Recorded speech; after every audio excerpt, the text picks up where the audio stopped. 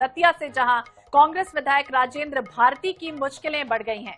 भारती को दिल्ली के MP MLA court ने 3 साल की सजा सुनाई है। हालांकि उन्हें तत्काल जमानत भी मिल गई।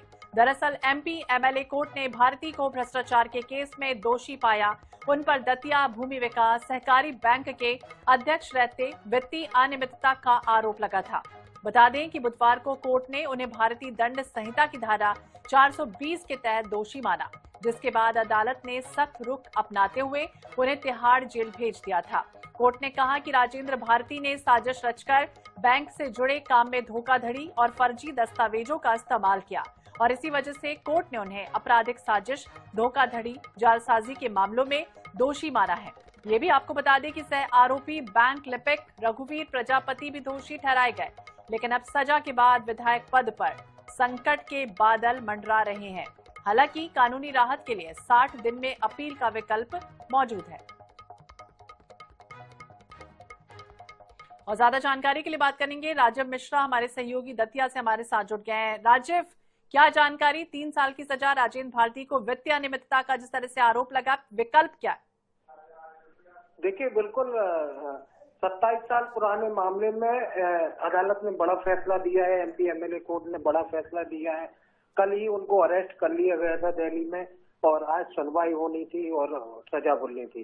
कोर्ट ने दोनों जो 2 प्रकरण है उसमें दोनों प्रकरण में 3-3 साल की उन्हें सजा बोली है और थोड़ा सा विकल्प छोड़ के रखा है तत्कालिक। हालांकि उनकी जमानत भी उन्हें मिल गई है वहीं से, लेकिन 60 दिन का भी उनके पास समय है, वो अपील कर सकते हैं और अपील के बाद उनकी विधानसभा सदस्यता रहती है नहीं रहती है ये अब देखने वाली बात होगी। लेकिन बड़ा फैसला हुआ है।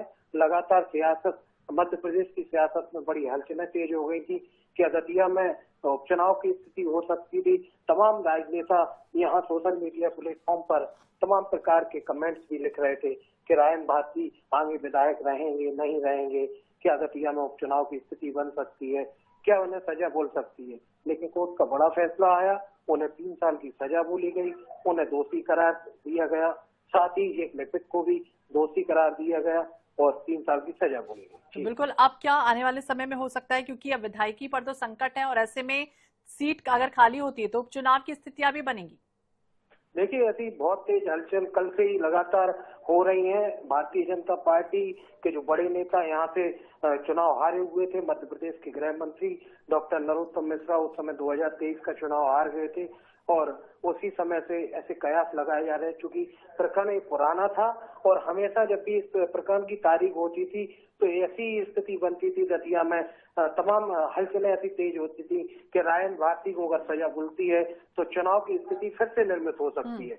और परसों भी जब तारीख थी, कल इसमें जब राजेंद्र भारती अरेस्ट हुए तो लगातार भारतीय जनता पार्टी के तमाम दिग्गज नेता जो अपने सोशल मीडिया प्लेटफॉर्म पर, ट्विटर पर ट्वीट करते हुए नजर आ रहे थे कि राजेंद्र भारती की अयोग्य घोषित साबित होंगे और कहीं ना कहीं दतिया में उपचुनाव होगा।